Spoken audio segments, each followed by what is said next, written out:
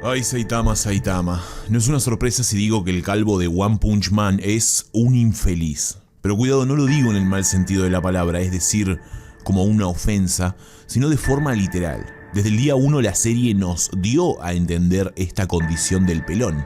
El tema aquí es que Saitama no dejará de sentir lo que siente y, para colmo, está condenado a ser miserable, al menos hasta que encuentre otra forma de vivir. ¿Por qué está condenado a ser un infeliz? Te lo cuento a continuación. Como les dije al principio, la serie siempre nos dio a entender que Saitama no estaba bien con su vida incluso antes de ser un héroe. El convertirse en héroe en teoría tendría que haber sido su salvación, pero terminó hundiéndolo más, porque pasó de tener una vida vacía y miserable en términos laborales y de éxito personal, a tener una vida vacía y miserable en términos de heroísmo, superación física y fortaleza mental.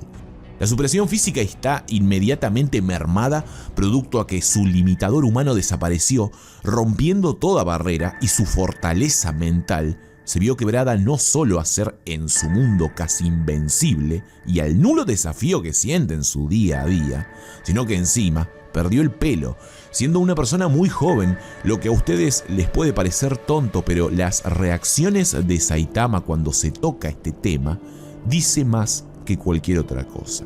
Le afecta. No estoy diciendo que esté mal que le afecte, porque la visión que tenemos de Saitama es la de un tipo que todo lo puede, pero la realidad es que él es tan humano como nosotros, o incluso más.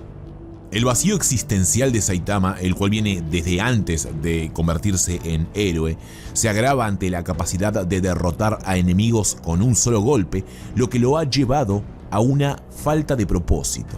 Podríamos verlo como una metáfora de cómo el éxito fácil o poder absoluto llevan a la insatisfacción o falta de realización, y esto último es lo que más ataca a la psiquis de Saitama, la falta de realización e imposibilidad de sentirse bien consigo mismo. Nunca se siente realizado porque comete errores que surgen producto de su inmensa fuerza que no es compatible con su capacidad de comprender el entorno y sus acciones. Un ejemplo claro es lo que pasó con el meteorito. Saitama solucionó el problema, pero dejando terribles consecuencias. Consecuencias que, por cómo es la gente que tiende siempre a ver el vaso medio vacío, marcaron, hundiendo aún más el acto heroico del calvo y haciéndolo sentir mal aunque poco lo demuestre. Y cuando lo demostró, dejó salir su frustración ante esas personas. Un síntoma de impotencia no solo para con los que lo criticaban, sino también con él mismo. Estas reacciones de Saitama igualmente suelen ser casi nulas, tiende a ser muy apático y a estar desconectado. También producto de la falta de desafío y facilidad con la que derrota a sus enemigos, vacío existencial y nula realización lo han llevado a ser casi tan expresivo como una planta. Cuidado, esto de la boca para afuera, pero internamente Saitama es una orquesta sinfónica, ruidos por doquier.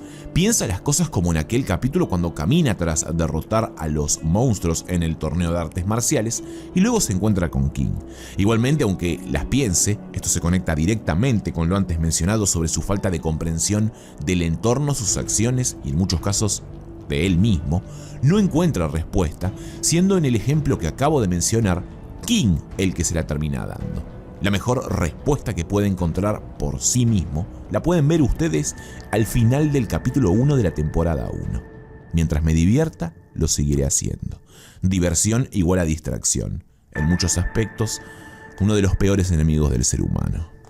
Pero bueno, igual se me fue la lengua analizando al personaje, puesto que ustedes entraron aquí para saber por qué será un infeliz toda su vida, o mejor dicho, por qué está condenado. La respuesta es fácil.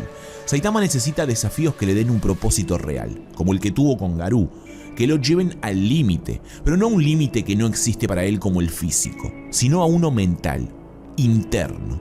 Con Garou, Saitama experimentó el fracaso desde la raíz. Desde el fondo de su corazón, sintió que no servía para lo que estaba haciendo. Esto dicho por él. Para colmo, también experimentó la pérdida, ya que perdió a la única persona que lo acompañaba en su día a día, y aunque suene ridículo si hablamos de Saitama, a su protector, Genos. Luego de esto luchó contra esa sensación de fracaso que había tomado forma en Garou, que era el que se lo había mostrado, para luego sobreponerse, derrotarlo y encima, tras el viaje en el tiempo, salvar a todos y así sentirse realizado. Lamentablemente, esto luego no existió en la mente de Saitama porque se unificó con su otra versión, esa versión rota.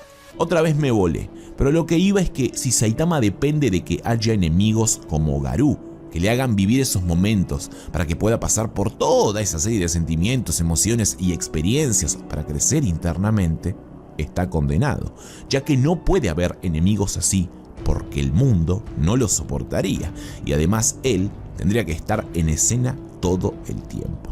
Algo que no suele suceder porque el pelón es un estorbo para el desarrollo de la obra y los personajes de esta.